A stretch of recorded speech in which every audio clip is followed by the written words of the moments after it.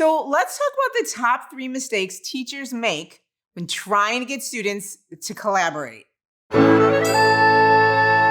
let me ask you a question. Are you trying to use group work to get your students to collaborate and you're feeling super frustrated because it's not working? Here are 3 common mistakes you want to avoid. All right, so number 1, group your students with intention. Make sure that you don't always group your students based on friendship, based on ability, based on skill.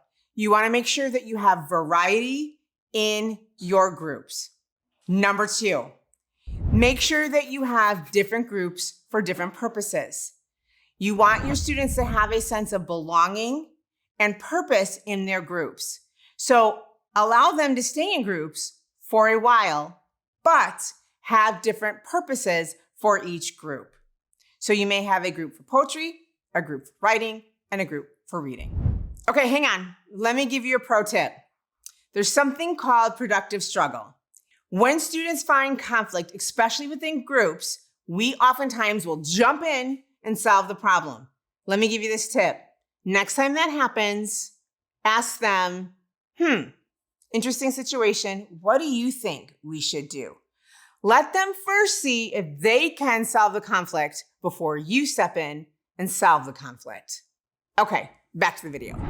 Number 3, allow your students time to reflect. How did they do in their group setting today?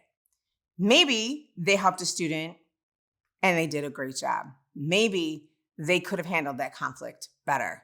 Maybe they could have given more feedback to one student than the other.